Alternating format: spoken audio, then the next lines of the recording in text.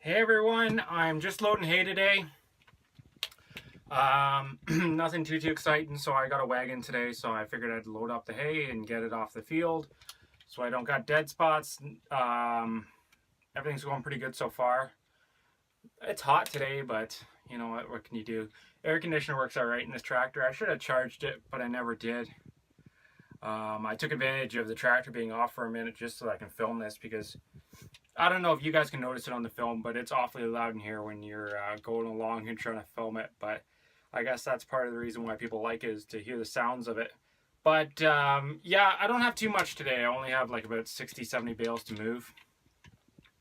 So it goes around pretty quick. I'll take you guys along, show you guys what's going on. As many of you know, it has been hot for September, late September. It's been very hot for September, but it's supposed to change, so we'll see what happens.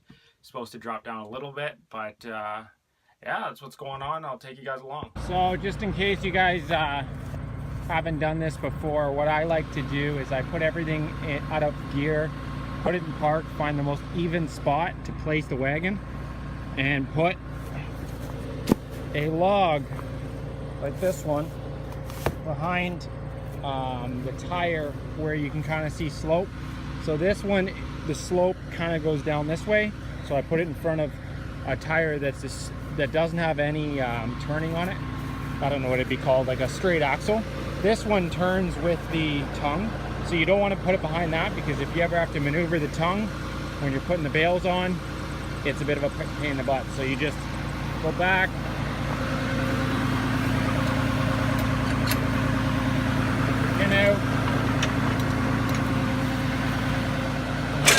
see how that moved? That's why you put a log behind that tire. It doesn't seem like much, but if you don't put a log behind that, that could be the last of your days, because what can happen is with the weight of the bale on the bales in the wagon, it can basically push it forward and crush you between the tractor and the wagon, and no one wants that for safety. So that's what I like to do, and then I load them on, pack them on, and then more or less put the tractor back on and take the log out after I've already put the tongue on the tractor. So, and another reason why I like to make sure I do that with the wagon is because the wagon can roll away on you, and for me with hills, you don't want to be doing that where things are rolling away. So I make sure I always have a little log in there just to stop it from rolling. So that's what I'm kind of working on today. I already stacked these bales close together.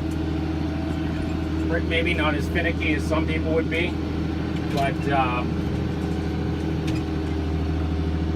I do that, and I took that advice actually from watching Northern Farmer actually doing it, and I thought it was a good idea to save time. Ideally, you'd have two people doing this. So you'd have two people loading, one person loading and one person basically towing bales. But because I don't have a second person, it's me, one and only. So that's why I have to tow it behind. On the weekends, sometimes I can get people, but it's just a bit of a bugger getting people all the time. So sometimes you just get used to working with yourself. The other thing is you kind of need either one loader, two loader tractors would be ideal. One at the pile location and one actually in the field, so that can be cumbersome on your equipment. That's why, looking to the future, I'm looking at a dump trailer that would be able to dump the bales off instead of just a standard flatbed with a beaver tail, only because I only have one loader tractor, so it can be difficult with one loader tractor to basically make it effective and efficient. So that's why. Otherwise, I would probably get one of those beaver tails, because you can more or less load, you can do more with it. You can move equipment with it, you can do a lot of other things, and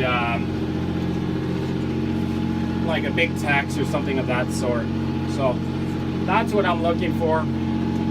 The other thing with the gooseneck is that it trailers really well. The only bugger is it's a bit long, because I find a lot of the time people that want to buy a hay, they don't have the equipment to tow it home, which kind of sucks, because then you have to get someone else involved, because I don't have the equipment to do it.